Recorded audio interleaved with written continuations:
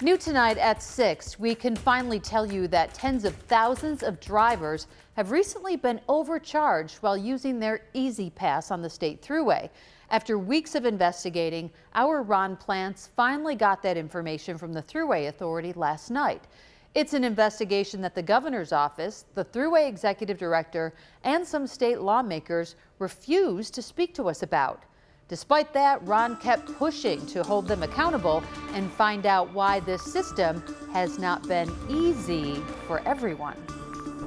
It has ranged from significant toll overcharges on malfunctioning Easy Pass electronic readers affecting motorists and trucking companies to customer service headaches for those trying to resolve their Easy Pass disputes and sometimes facing tacked on extra fees. 14-year Easy Pass customer Andrew says he has never really had a problem until recently and tried to settle it. Phone rings and rings, you get a busy signal, it hangs up on you.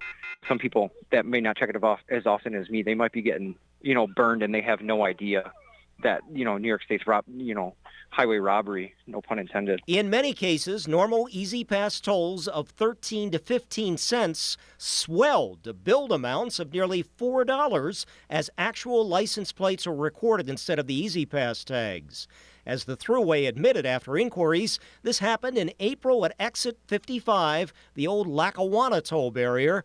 After we reported on the problem, hundreds of viewers responded to us with their stories. Usually the $25 lasts me 2 or 3 weeks, and all of a sudden I'm like, oh my gosh, my tolls it's $50 a week. What is going on? We tried repeatedly to find out just how many motorists were affected. Finally, on Wednesday, the Thruway Authority told us in this, quote, isolated incident, 59,000 Easy Pass users were misread.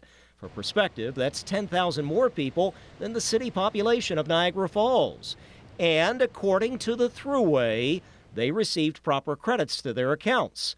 But Andrew says he's not sure if he got a refund. I finally got a hold of somebody, and they said I had to call back in 48 hours to see if it got adjusted in the system. But upon calling back 48 hours later, I still can't get anybody to pick up. We repeatedly asked for an interview with the Thruway Executive Director, Matthew Driscoll, to discuss these problems, but he was not made available for an interview. And this isn't the first time there have been these customer billing issues. Back in 2018 with issues at the Grand Island bridges, then State Assembly member Sean Ryan told us, New York State bought a cashless toll system from this vendor called Conduit. Guess what? It's not working. Now, 3 years later, State Senator Ryan has written a new letter to the Thruway Authority noting new issues for constituents and seeking information with a concern that, quote, given the recent instances of faulty electronic readers, I fear we may be seeing a repeat of the situation from 2018. We were told he was not available for an interview until he gets a response. As we reported 3 years ago, Conduit had cashless tolling problems in other states, too. For example, in Florida, a month of no tolls was declared due to its troubled SunPass system. And problems also happened 3 years ago on the Governor Mario Cuomo Bridge downstate, prompting some lawmakers from Westchester County to try to do something. The Toll Payer Protection Act covered a whole series of issues that we found that drivers were confronting. The act would have provided some consumer protection to assist with billing disputes and other issues like privacy. It passed the State Assembly and Senate in 2018 and 19, but was vetoed by Governor Cuomo both times. And just last month, a new 8-year, $185 million contract with Conduit was approved by the Thruway Authority to run the state's Easy Pass billing and customer service. In essence, they just keep doing business with them. What do you think of that? Consumer protection is not a hallmark of the Cuomo administration. Consumer protection is not a hallmark of the Thruway Authority. We have received no response from the governor's office for this story. I asked Assemblymember Abenanti whether anyone should be concerned by Conduit trying to collect on toll disputes and overcharges. Wouldn't that kind of seem like consumer fraud?